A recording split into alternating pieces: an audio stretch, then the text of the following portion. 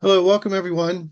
Today's webinar is sponsored by the International Media Association for Peace, which we call IMAP, and it's an initiative of the Universal Peace Federation. IMAP champions responsible and ethical media practices, understanding the profound influence that media platforms have in promoting peace and safeguarding freedom.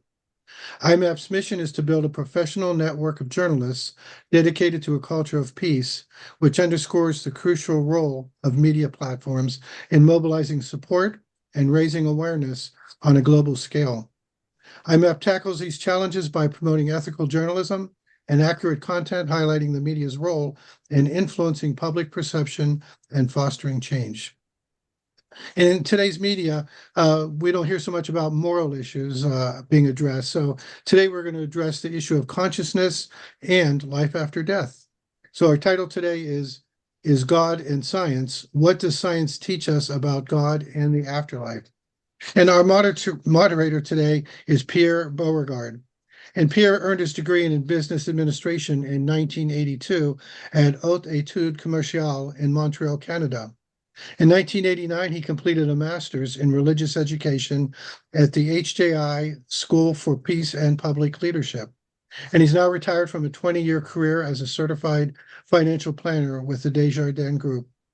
Since 2021, Pierre has been the coordinator of IMAP in Canada. Welcome, Pierre. Well, thank you, Ray, for your kind introduction. So IMAP has been focusing its recent webinars on religious freedom. And today, we look at spirituality through the lens of new developments in science. We will focus mainly on the questions of life, afterlife, and the nature of consciousness. At the World Summit 2020, the inaugural resolution for the International Media Association for Peace, IMAP proposed that the media take the lead in promoting research breakthroughs on the intersection of science and spirituality. Today's webinar will highlight the positive role that emerging post-materialist science, also called frontier science, plays in opening up the public discussion and provide new insights using the scientific empirical method for acquiring knowledge on the nature of spirituality. As we heard at the recent IRF summit in Tokyo, which was held just yesterday, obstacles to religious freedom and a free democratic world include primarily militant atheism and religious extremism. NDEs and expanded states of consciousness contribute to opening up the minds of atheists to the existence of a loving divine source and reduce extremist dogmatic religious belief. In order to get us into the subject, I'm going to share a short 1-minute video before I introduce our first speaker.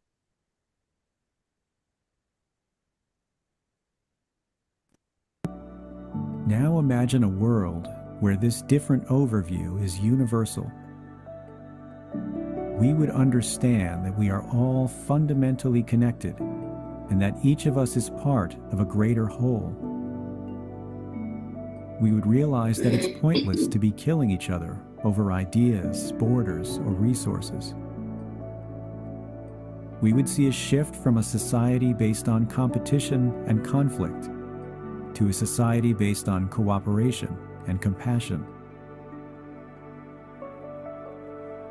The problems we face today are just symptoms of a deeper issue, a fundamental misunderstanding of the human experience. Life is not a cosmic accident, and consciousness is not the accidental byproduct of our brains. It's time for humanity to know the truth about who and what we really are. It's time for the global awakening of human consciousness.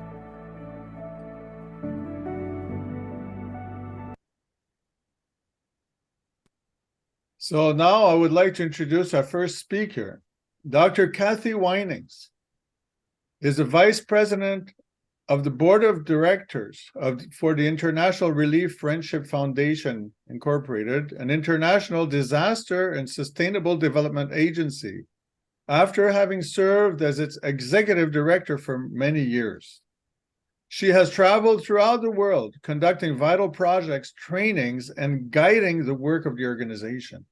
She has served in numerous administrative positions in higher education, such as Vice President for Academic Affairs, Director of Doctor of Ministry Program, and Founding Dean for the New York City and Madison, Maryland, campuses for a graduate seminary. Dr. Winings is also Professor Emeritus in Religious Education, a field I graduated in. She is president and founder of Educare, an educational consulting agency with expertise in curriculum design and programming, educational leadership, neuroscience, her passion, and service learning. Dr. Winings is the author of numerous published articles on neuroscience, and here's one of her favorite. Oh, I'm sorry, can't see it. It's called "My Neurons Made Me Do It: Neuroeducation at the Intersection of Religion and Science." So she is the editor of the book American Christian Traditions and the author of Building Character Through Service Learning. In 2022, she was the guest of an issue of the international journal Religions. She is currently writing a book on her near-death experience.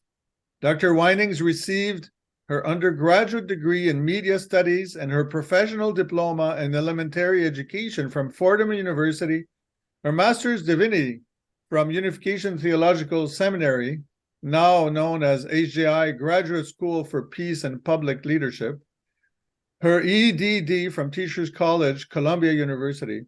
In December 2020, Dr. Winings experienced a life-changing near-death experience after suffering a ruptured cerebral aneurysm. Since that time, she has been taught and guided by God in living a life reflecting the unconditional love of God and being transformed on a daily basis by that same love. As a result of her NDE, Dr. Winings has been speaking to diverse audiences about what her experience has taught her about working towards true peace in communities, nation, and a global community. Dr. Winings, you have the floor. Hey, good afternoon, everyone. Let me bring up my PowerPoint. Well, now it's not working. I just love this. I love technology. I really do.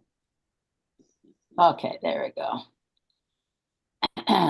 I'm excited about today's conversation because it's really changed. The field has changed dramatically. And in making that change, there we go. In making that change, it has broadened dramatically from just science and religion, which often ended in endless discussions and division and divisive language that looked at religion as an institution and didn't really get to the issue of looking at science, God, and theology. So I like the new conversation very much. Are we okay? We're good. Okay. So in my life, I've experienced 3 phases of my travels through science and consciousness, science and spirituality. The first one was somewhat academic, and I would say it was cognitive. Because I looked at, well, yeah, of course, as a religious educator, of course, science and religion are simply the 2 sides of the same coin. However, I began to change my perspective once I undertook the study and the teaching of neuroscience. I was blown away by the amazing discoveries in neuroscience and about the amazing attitude of our brain, the creation of our brain, the intricacy of it. It was tremendously insightful and really informed my view of God. in so many ways. So I have I've never believed I was a scientist until then. Then I became a neuroscientist, and I claim that title very proudly. So as a religious educator, I came to value more clearly, including the look at how our bodies reflect a deeper reality, the intricate relationship and synergy between our brain and our body. For example, the nature of how our aortic artery, as it carries blood not only from the heart to the brain, but the heart and our feet.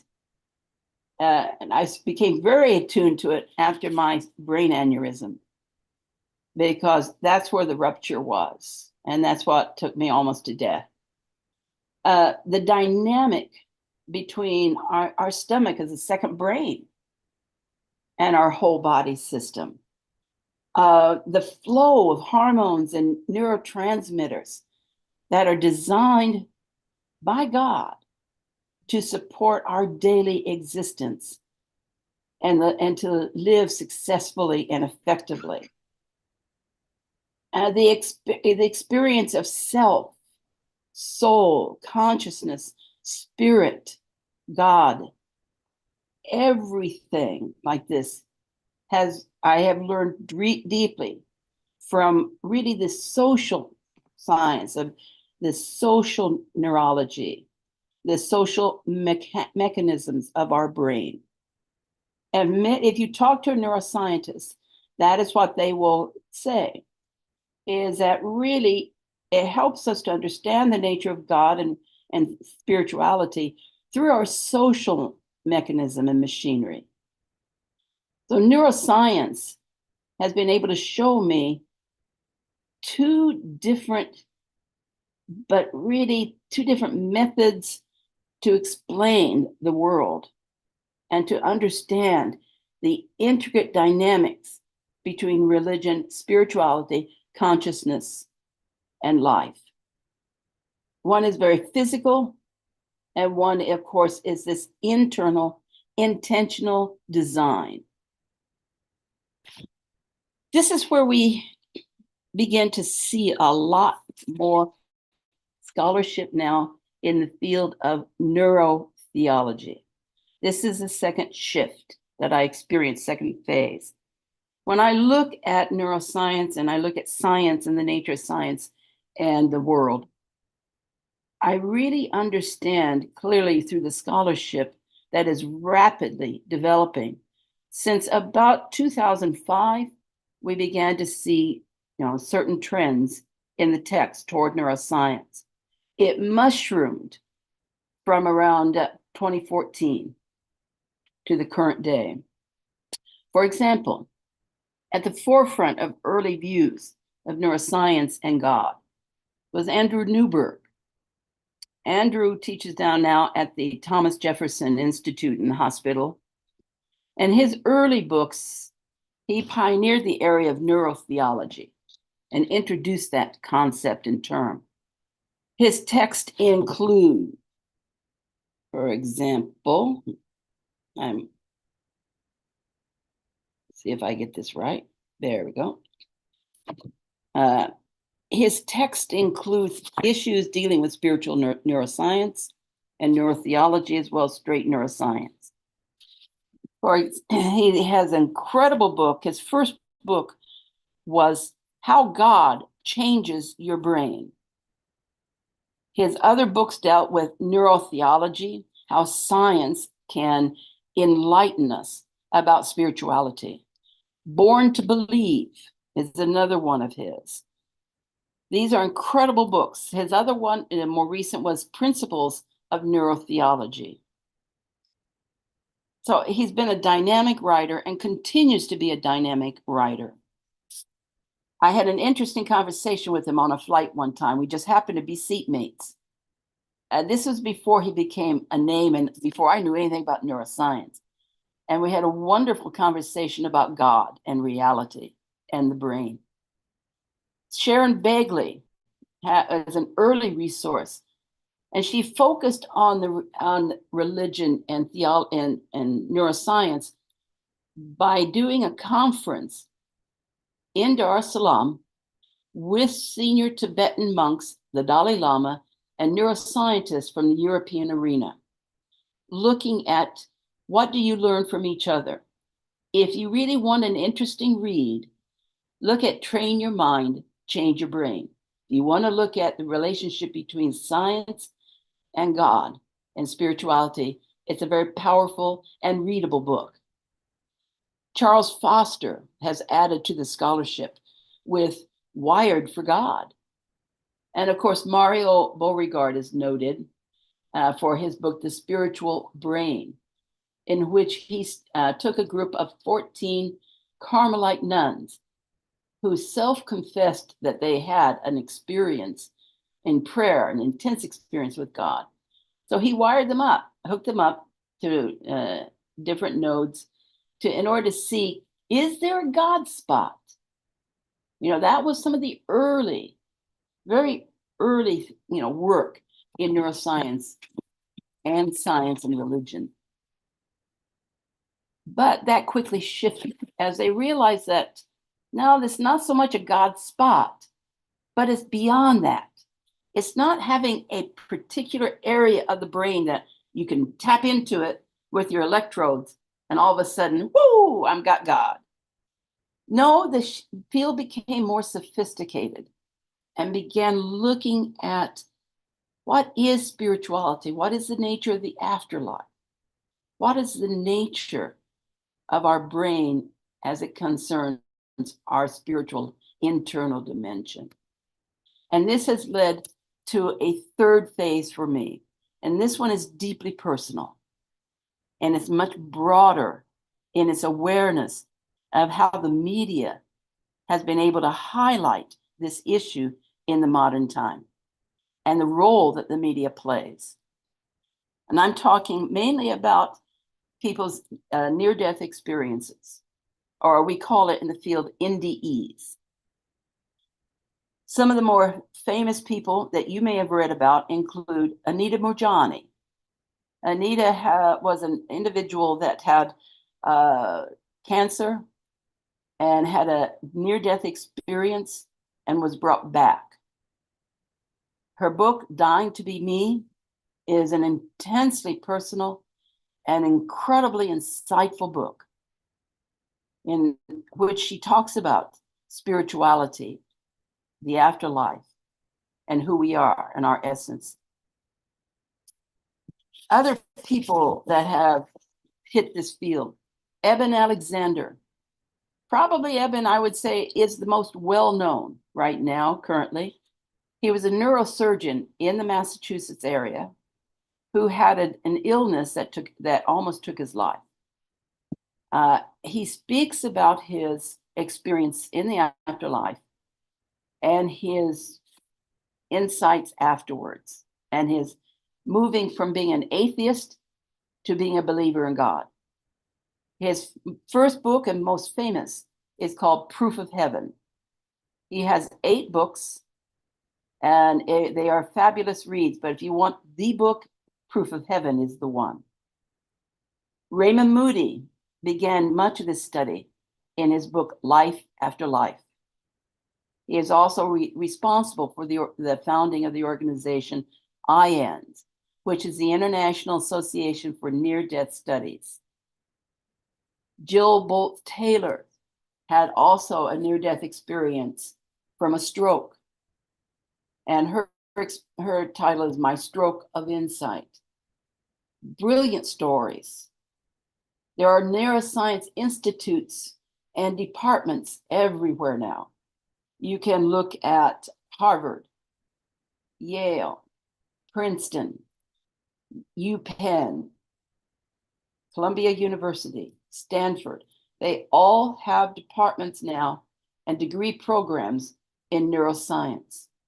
And many of them have courses that deal with neurotheology as well.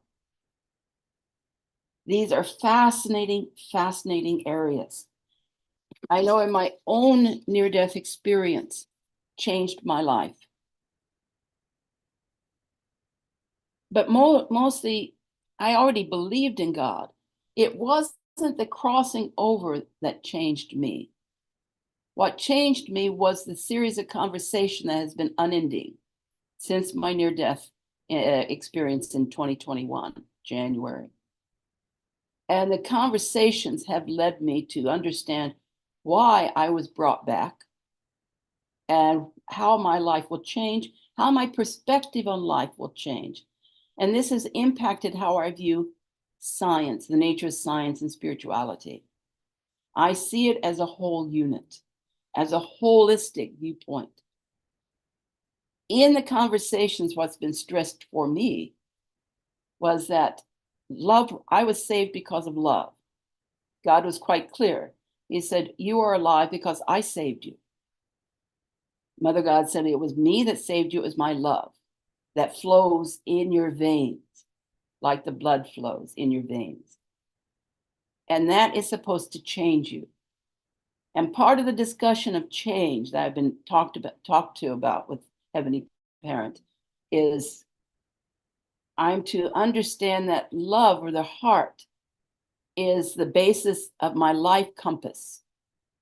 And by understanding that life compass, it then fuels and gives insight and understanding to the cognitive intellectual realm. That my life should be a synergy of heart guiding the intellect. And that has been a very powerful experience for me. How I do peer review now papers into cognitive papers, very different. When I do a peer review for a journal, it is shifted. And I think it has strengthened my understanding of and appreciation of the world of science. I believe going forward that many of the books that we're seeing are published now in the pop market. They are no longer confined to the academic realm. And in that sense, it allows the mass market and for more people to read it, to think and reflect and join the conversation. The discussion has grown as well. My own experiences on campuses and working with young adults, in particular, the younger millennials and today's Gen Zs. These are today's young adults, younger adults. Their conversation is rich in wanting to understand the harmony and the synergy between religion, theology, spirituality, and science. Their questions, and most of my talks are filled with the young generation wanting to understand and dialogue about this arena. I also see that in the media coverage of science has shifted. Did you know that this month's special issue for the National Geographic magazine features prominently an article on the brain and what do we understand about the brain and consciousness? Pop Market, Forbes magazine, New York Times. These are no longer confined to the specialty points of the media, specialty journals. The market is much bigger now. So it has developed a growing interest. IANS, the association of the conference that I attended, has seen its membership grow. Its conference attendance annually had been sitting around 250, 300 people. Last year, 2023, we had over 800 registrants at a conference, paying a lot of money. 800. Why? Because they wanted to hear Eben Alexander, Bruce Grayson, and other speakers who were noted. This year's conference, the registration is already over 600. We anticipate that it'll be 750. So I'm excited about the nature of the public conversation and resources for this area. And I think media stands well positioned to responsibly foster, encourage, and expand this conversation. And I think there is no limit to the richness that we can find and discover when we look at consciousness, science, God, and the afterlife. I'm certainly on board. Are you? Thank you very much. Thank you very much, Kathy. Quite a thorough study on the near death and neuroscience. You're a very rigorous intellectual, and you are now a person that emphasizes the synergy of heart guiding the intellect. I think that caught the attention of a few people, including myself. Really appreciate that. So we're now going to go to our next speaker, and that is Mr. Dinsha Dadachanji. I don't know how many of us know him here. Dinsha serves as the research director for the Hyojung International Foundation for Environmental Peace. I challenge you to say that quickly without having any problems. Quite a title. Formerly known as the Hyojung International Foundation for the Unity of Sciences, a position he has held since 2017. The mission of HJIFEP is to protect and rejuvenate the natural environment for the benefit of humanity and our planet as a whole. Dr. Dadachanji earned a Master's of Science in Chemistry from the Indian Institute of Technology in Mumbai, formerly known as Bombay, and a doctorate in molecular biology from Yale University, New Haven, Connecticut. After teaching college-level chemistry for a few years, he became a science editor and spent over 20 years editing magazine articles and educational materials covering a wide range of topics in science, technology, and medicine. At HJIFEP, his responsibilities have included the organizations of 2 series of conferences, the International Conferences on the Unity of Science and God, and the International Conference on the Unity of Science. These meetings have involved experts who have presented promising solutions to critical environmental challenges through technologies based on conventional science and frontier science. He is inspired by scientists whose courageous investigations have been leading science into the post-materialist era, thereby encouraging our understanding of the universe through both science and spirituality, and opening the door to elevating the quality of human life. That should be a very interesting talk. Mr. Dadachanji, the floor is yours. Okay, thank you very much for your kind introduction. My talk will be, as Ms. Beauregard mentioned, Beyond Science of God. What does science teach us about God and the afterlife?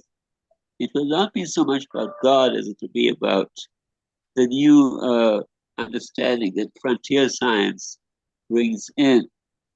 So let's see if I can manipulate this. Yeah.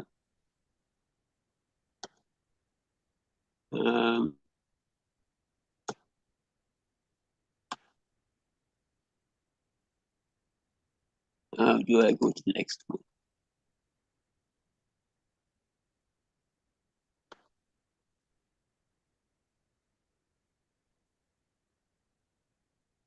Okay. In the conversation in the media, often science and religion are shown as a dichotomy, in the sense that science is said to rely on reason, religion is said to rely on faith. And so they are kept separate in that sense. It is claimed that the two are incompatible because of that. Of course, I'm not going to the arguments, but that's how it has been portrayed. So we can start with the question of what is science? The Encyclopedia Britannica online defines science as any system of knowledge that is concerned with the physical world and its phenomena, and that entails unbiased observations and systematic experimentation. So, implied in this definition is that science, as we have usually understood it, is focusing on the physical world, the world that can be measured and observed, perceived by our physical senses, and also the phenomena that take place in this world that we can observe. And then, of course, systematic experimentation, or at least observation. So if you're an astronomer, you may not be able to do experiments of the stars, but you can certainly do observations. However, there are some metaphysical assumptions that underlie conventional science, and most people, the layperson is often unaware of these assumptions, and most often, and the science student is unaware. But the couple of assumptions are major assumptions are materialism.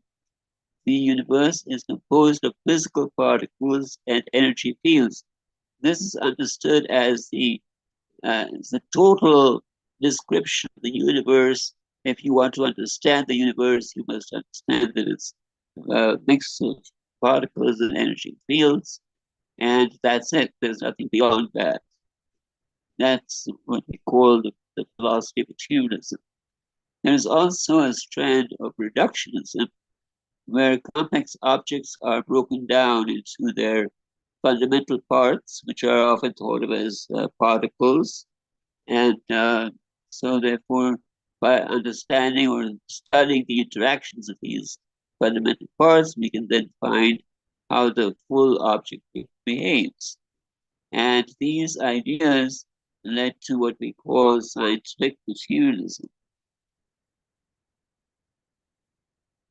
If we take scientific materialism to its logical outcome, we would come to the following. One is that the mind and consciousness are simply produced by chemical and electrical processes in the brain. So, well, if somebody like Dr. Winings comes along and says, I had an NDE experience, it's often brushed off as, oh, if that was your imagination, dear lady, actually, it was just nothing to be worried about, or you just had maybe some. It was good nice that you came back, to your senses, but here you are. Your brain is what produced those experiences for you. That's the materialist viewpoint. Also, in this scientific materialism, cannot affect our bodies and other objects at a distance. So, because there's, the only the brain cannot affect something that's far away from it, and also that our consciousness and mind will disappear when we die. So there's nothing after death of ourselves, of our own consciousness. However, scientific materialism is not, has been shaking now because of new developments in science. As you may know, in the early 20th century, physicists discovered that atoms are not solid particles, as was once thought, but they are made up of subatomic entities that have the properties of both particles and waves. Now that's a revolutionary concept. How can something be both a particle and a wave? But the physicists had to swallow hard and accept it because that's how those entities behaved. The revolutionary theory of quantum mechanics was also developed at the time, which indicates that a particle is not really a particle, but rather it's more of a probability if it's both a particle and a wave, such as, for example, an electron, which we've all heard of as being a particle, is actually also a wave, and that it doesn't really have a position that you can pinpoint. It's more like a cloud. That's the current understanding of how an electron behaves, not like a solid particle, but more like a cloud, which the cloud corresponds to the probability of existence. In the last few decades, some scientists, including neuroscientists and people who have been studying both the brain and also psychologists, they have been studying anomalous phenomena which cannot be explained by a materialist worldview. So they call their work frontier science or new paradigm science because they are proposing a new paradigm, which we may also call the post-materialist paradigm. So here are a few examples of anomalous phenomena that frontier science researchers are engaged in studying. And one is near-death experiences that Dr. Whiting just spoke about.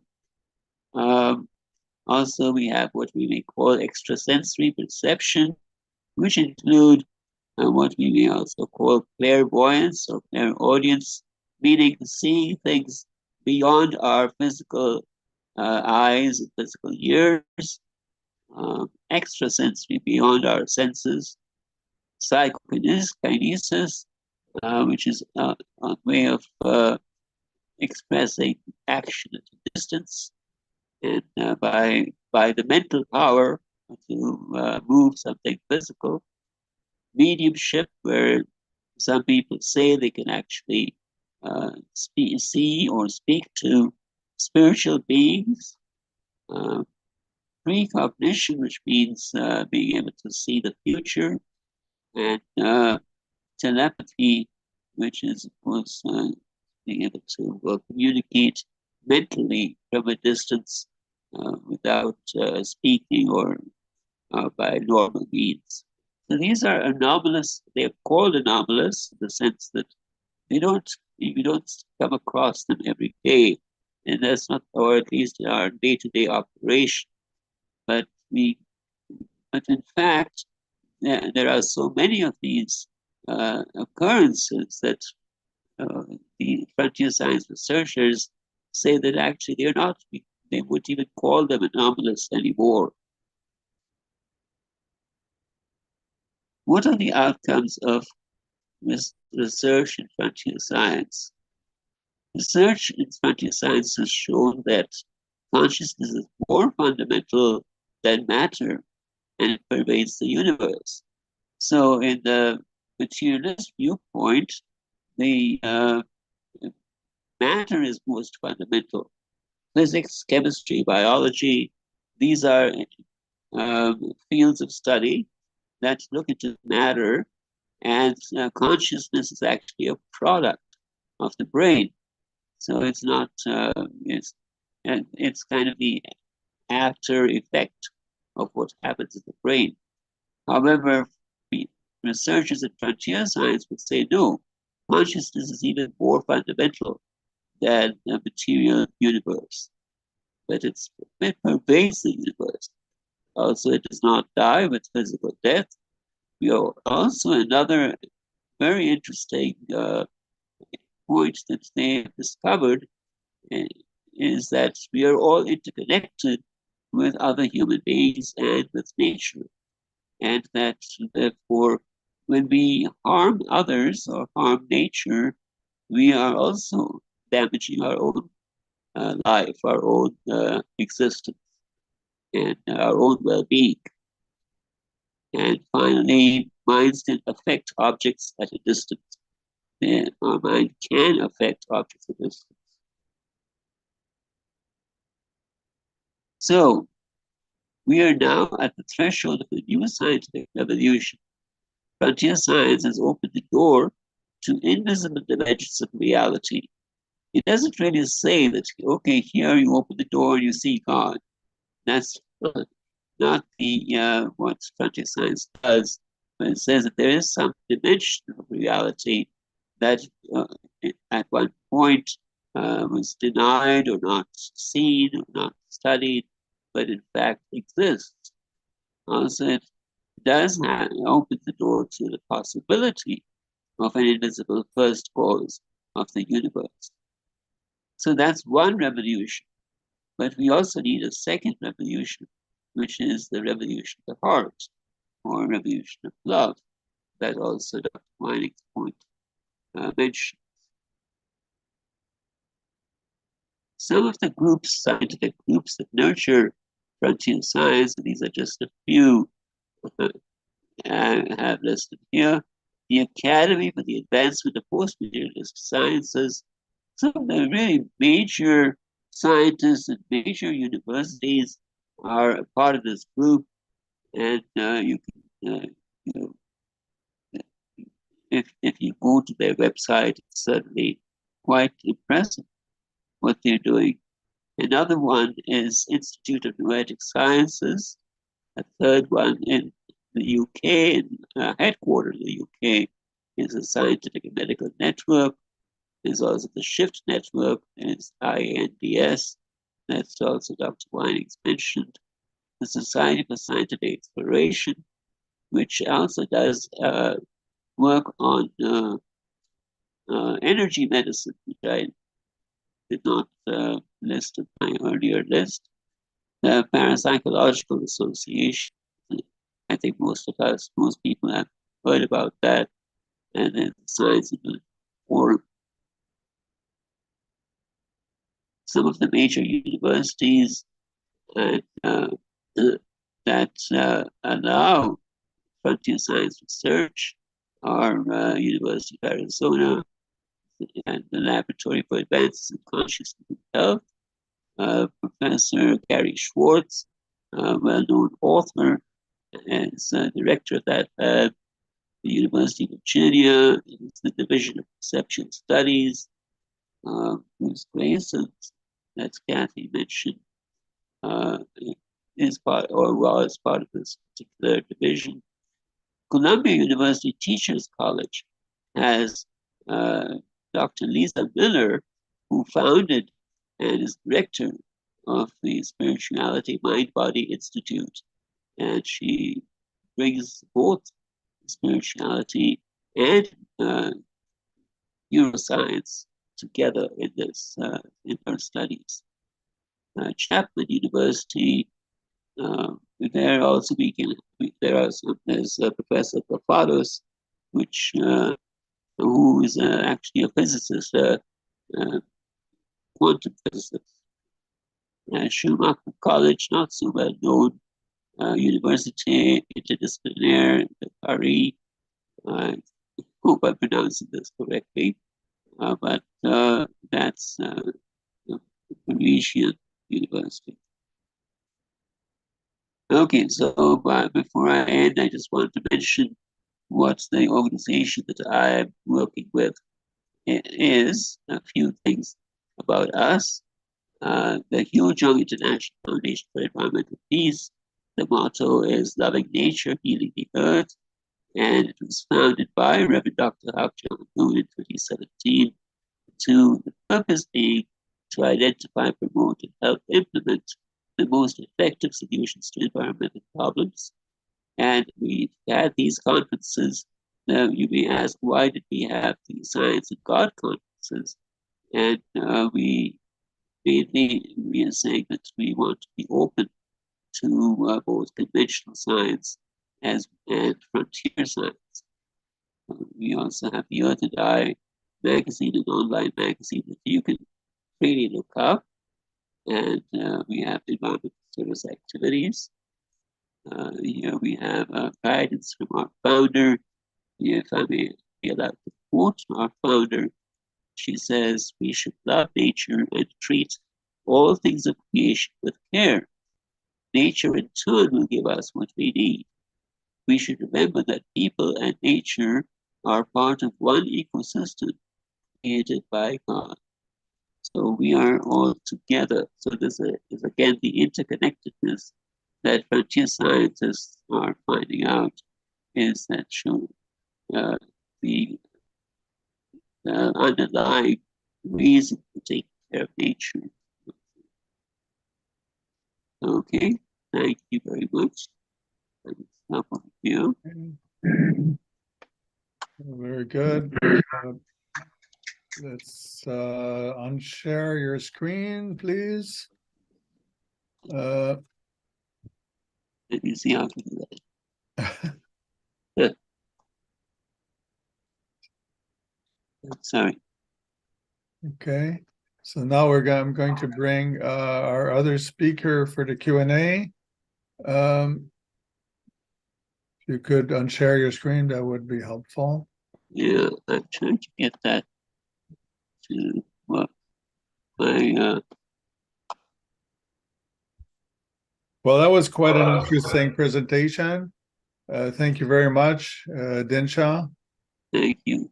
And if I could get out of this, I don't know yes, you should have a red button on top of the screen, stop share. You see that? Yeah, but I don't know how to get to it. Click escape.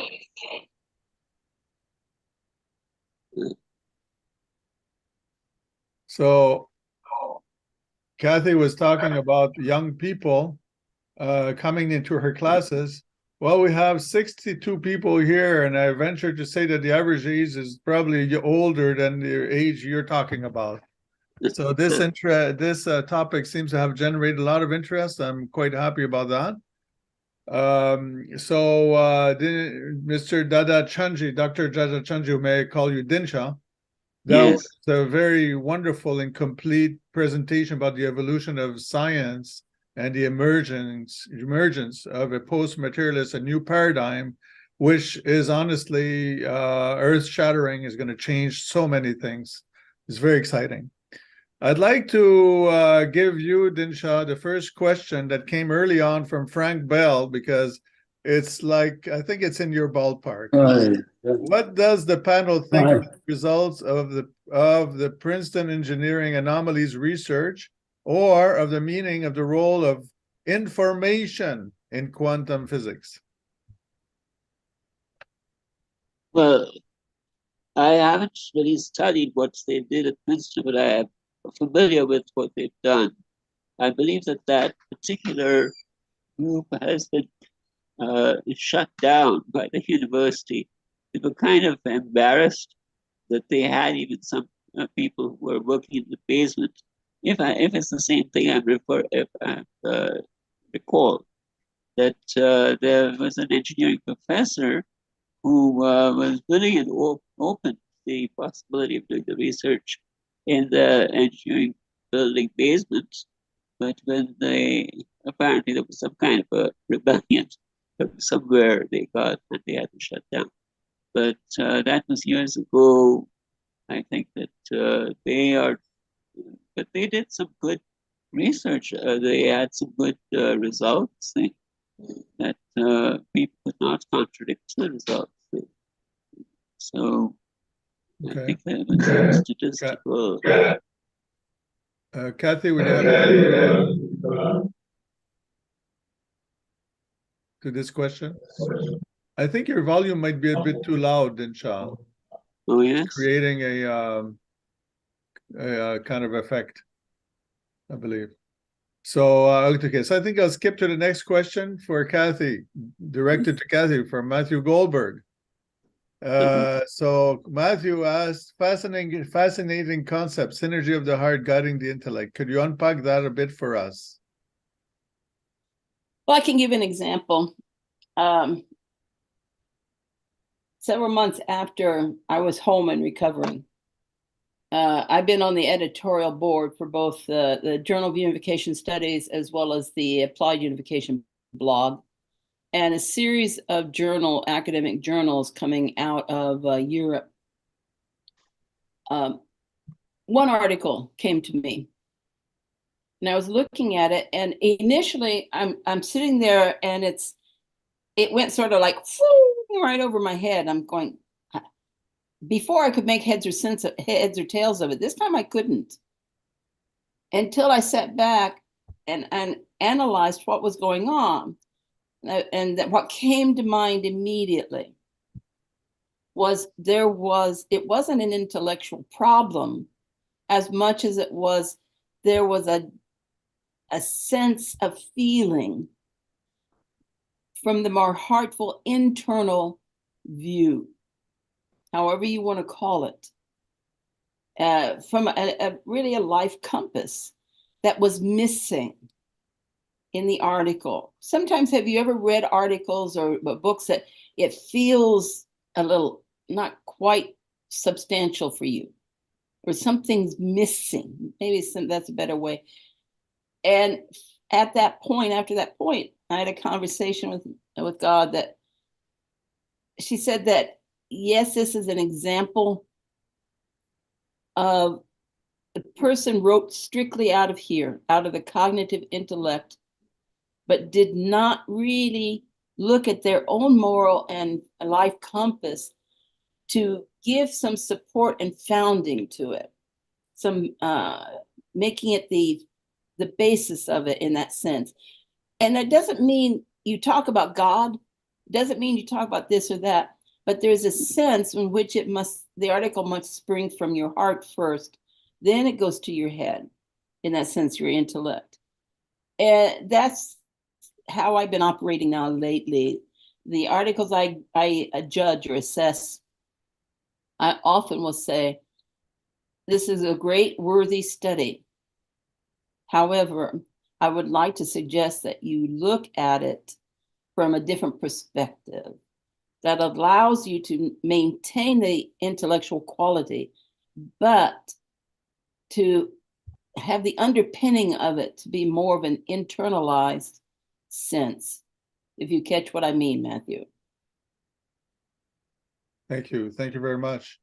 I have another question I'd like to address to Dinshaw. The ICSG3 theme was environmental restoration in the era of frontier science. Could you explain how post-material science can contribute to restoring a healthy environment? Okay.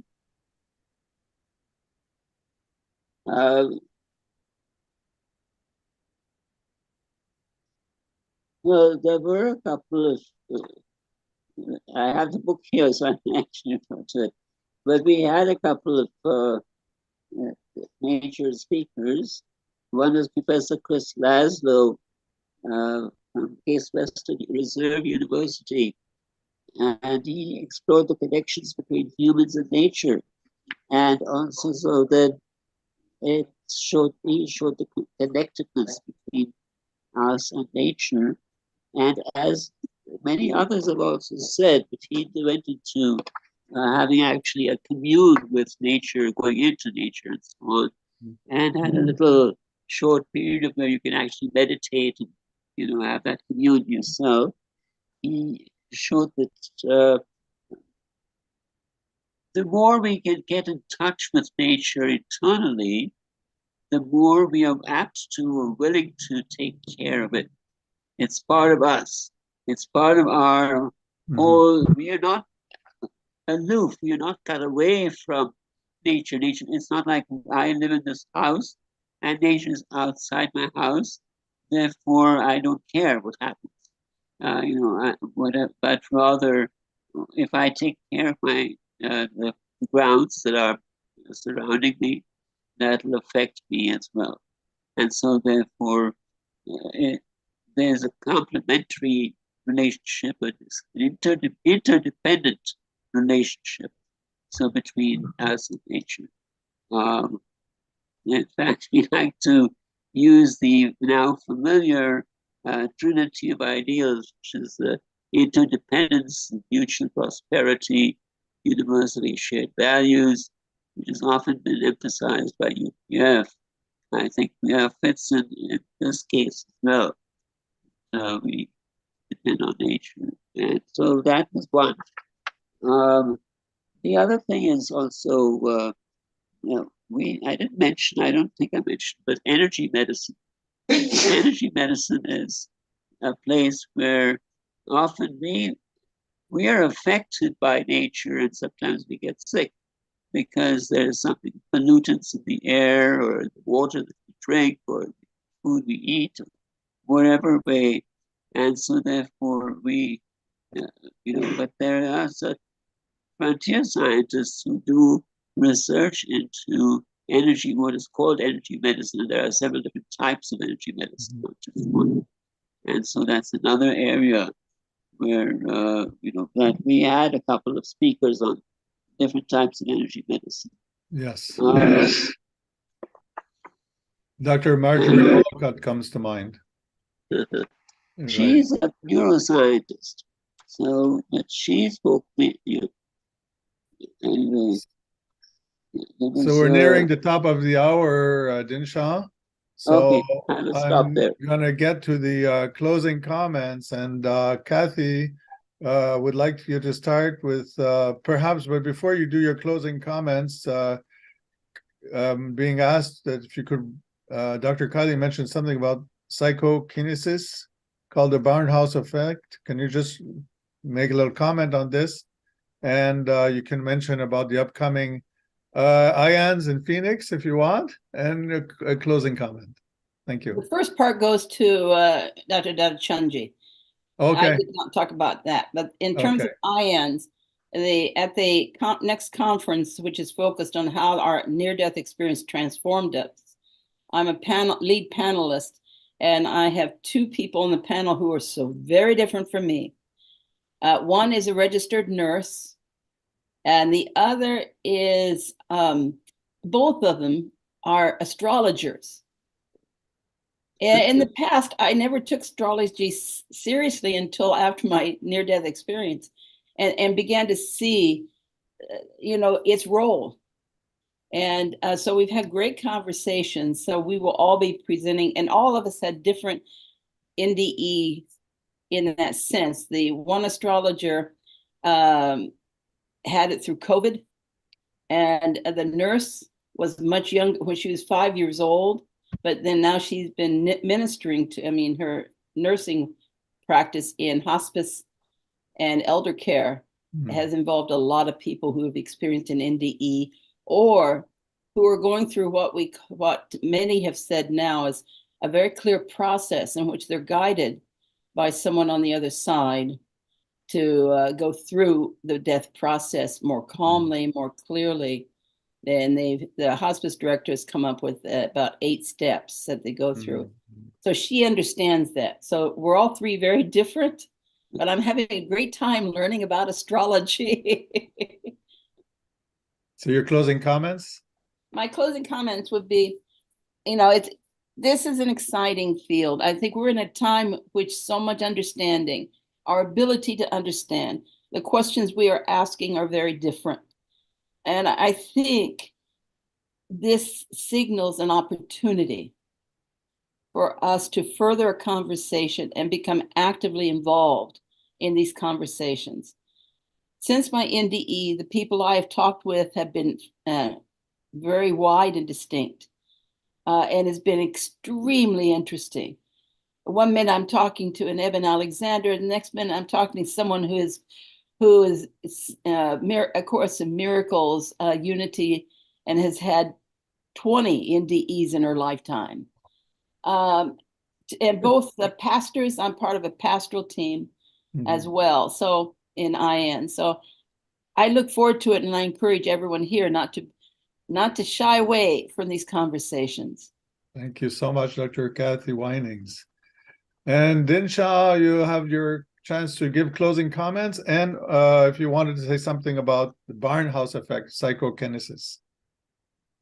I have to say that I'm not familiar with the Barnhouse effect.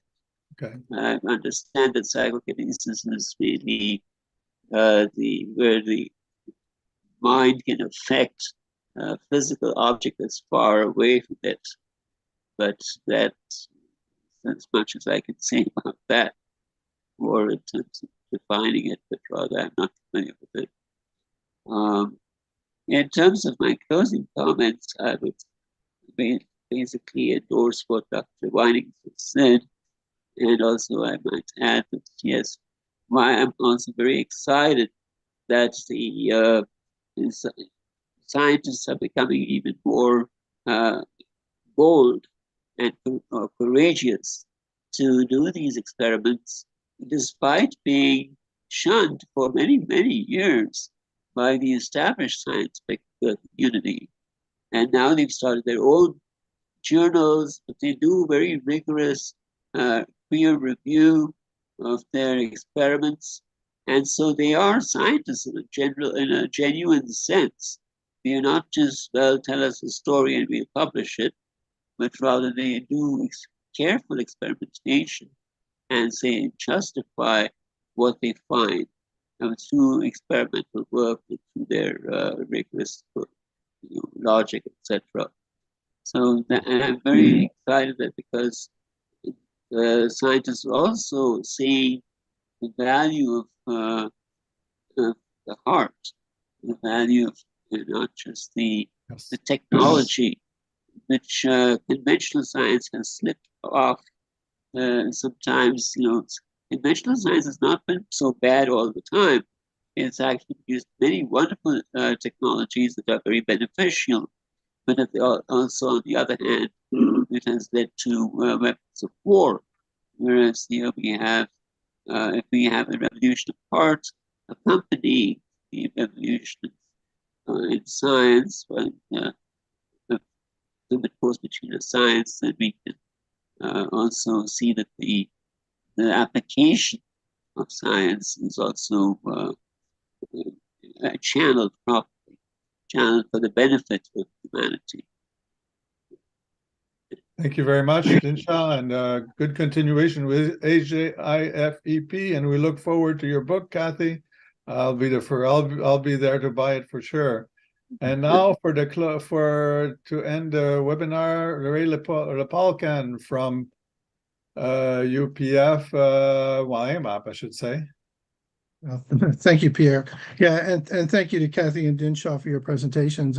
This is, as Pierre mentioned earlier, I think it's definitely a topic that all of us think about, but there's not much public discussion on it. So we're really grateful that you brought it to our attention, and for Pierre for creating this webinar and creating that topic.